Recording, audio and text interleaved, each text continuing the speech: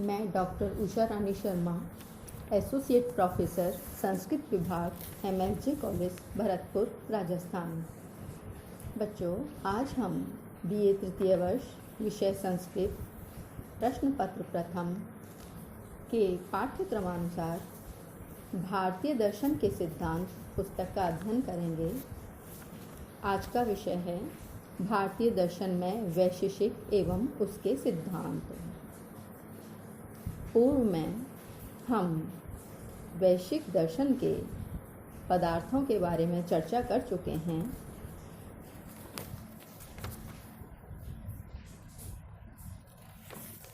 आज वैश्विक दर्शन के पांचवें पदार्थ आकाश के बारे में चर्चा की जा रही है।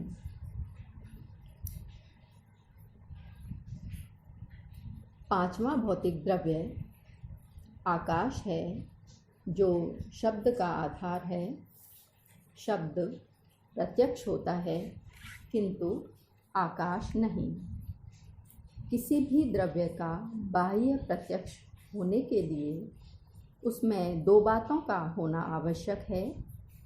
महत्व अर्थात बड़ा, परिमाण, महत्व अर्थात बड़ा परिमाण, उद्भूत रूपवत्व अर्थात प्रकट रूप। आकाश का कोई सीमित परिमाण या रूप नहीं होता। यह शब्द का सर्वव्यापी आधार है और शब्द ही के ज्ञान से इसका अनुमान किया जाता है। प्रत्येक गुण का कुछ ना कुछ आधार होना चाहिए। शब्द पृथ्वी, जल, तेज, वायु, इनमें किसी का गुण नहीं हो सकता, क्योंकि इन द्रव्यों के गुण गंध, रस, रूप, स्पर्श, ये गुण श्रवण गोचर नहीं होते और शब्द श्रवण गोचर होता है। इसके अतिरिक्त इन द्रव्यों से रिक्त अर्थात अपेक्षाकृत शून्य स्थान में भी शब्द का प्रादुर्भाव होता है। आकाश एक और नित्य है, क्योंकि यह निरवयव है। आकाश एक है और नित्य भी है, क्योंकि यह निरवयव है। ऊपर, नीचे और चारों दिशाओं के शब्द के मालूम होने के कारण उसका आधार द्रव्य आकाश भी सर्वत्र है, ऐसा अनुमान कर सकते हैं। अतः आकाश को एक विभु या सर्वव्यापी असीम द्रव्य मानते हैं। आकाश की तरह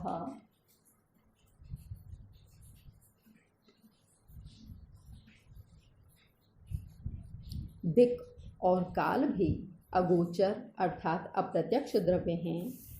इनमें प्रत्येक एक नित्य और सर्वव्यापी है। यहाँ और वहाँ, निकट और दूर, इन प्रत्ययों का कारण दिक् है, जिसका ज्ञान अनुमान के द्वारा होता है। इसी तरह भूत, भविष्य, वर्तमान, प्राचीन और अर्वाचीन, इन प्रत्ययों का कारण काल है।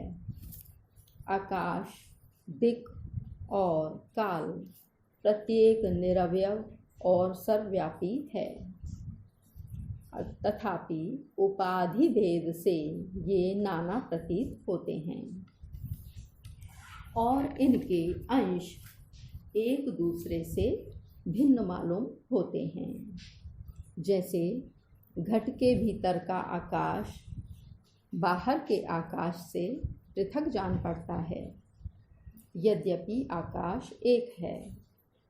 इसी तरह पूर्व और पश्चिम, दिन और घंटा, दिक् और काल के औपाधिक भेद हैं। अब आत्मा के विषय में चर्चा करते हैं। आत्मा नित्य और सर्वव्यापी द्रव्य है जो चैतन्य का आधार है। आत्मा के दो प्रकार हैं, जीवात्मा और परमात्मा।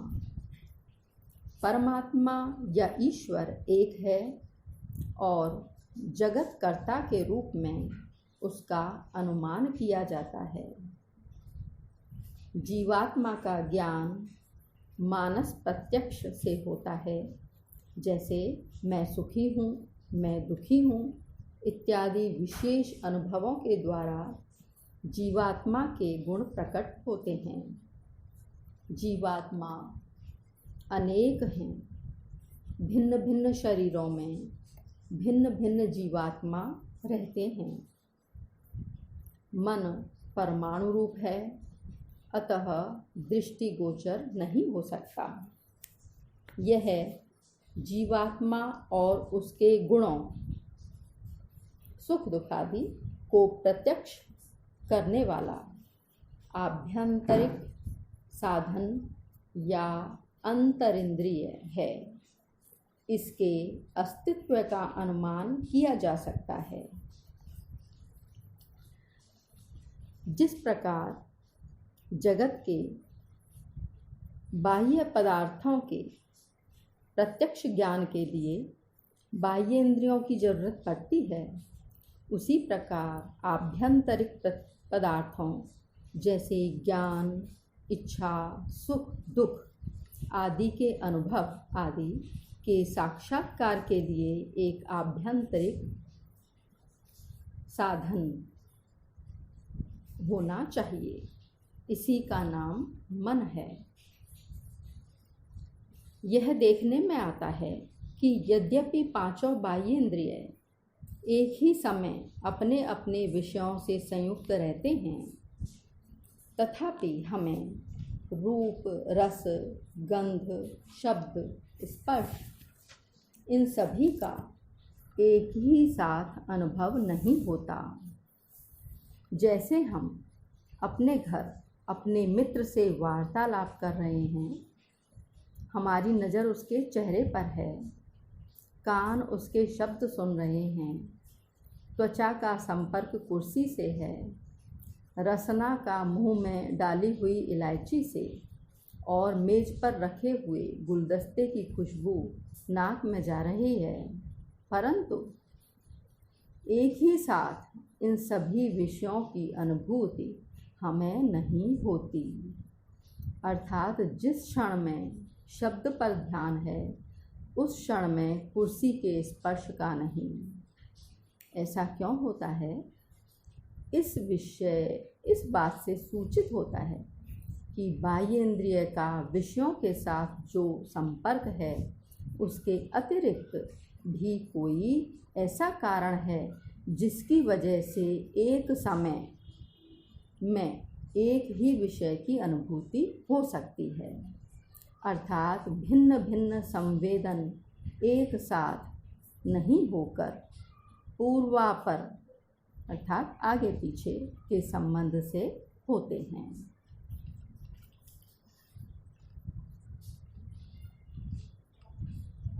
एक ही समय में जो विषय बाह्य इंद्रियों के साथ संयुक्त रहते हैं, उनमें उसी विषय का प्रत्यक्ष अनुभव होता है। जिस ओर हमारा ध्यान होता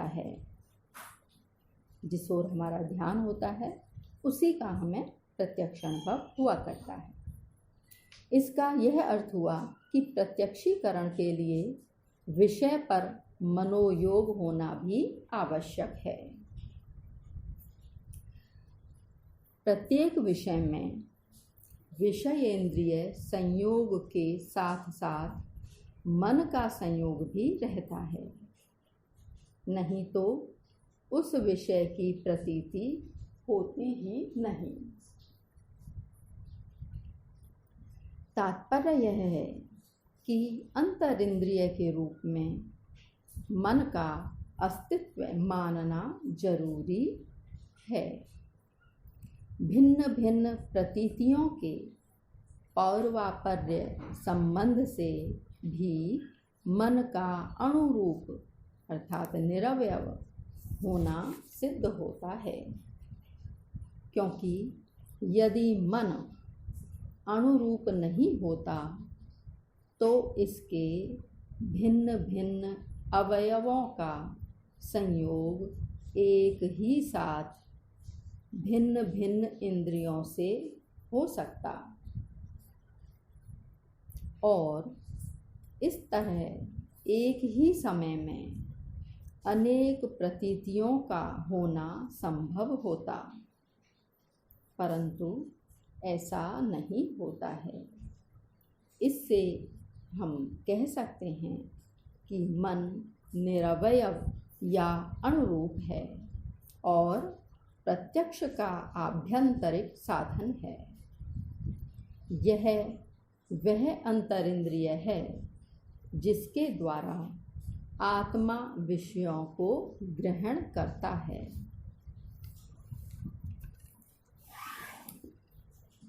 अगला पदार्थ है गुण। गुण वह पदार्थ है जो द्रव्य में ही रहता है, पर जिसमें और कोई गुण या कर्म नहीं रह सकता। बिना किसी द्रव्य के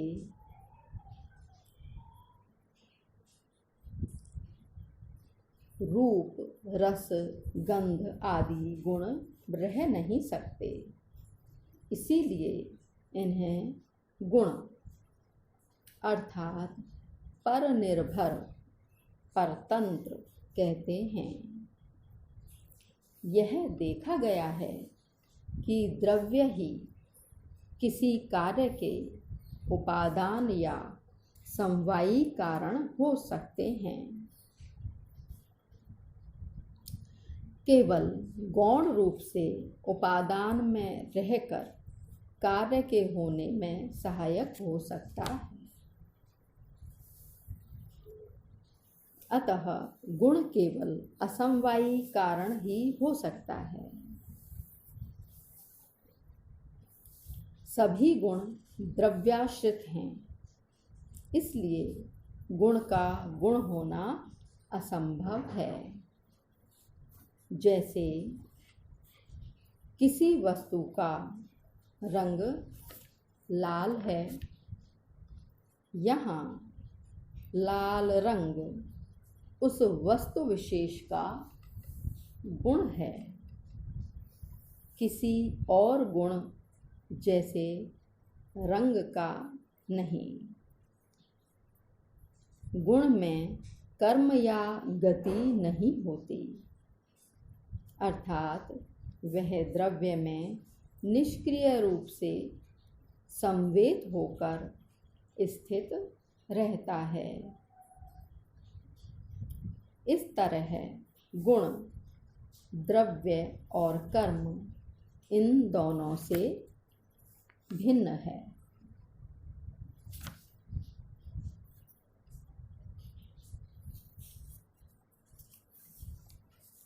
ये पदार्थ का विषय यहाँ समाप्त होता है। आगे हम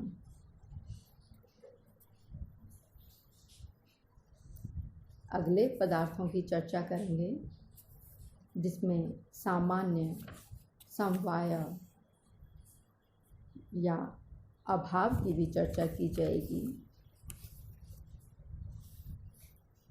आज का गृह कार्य है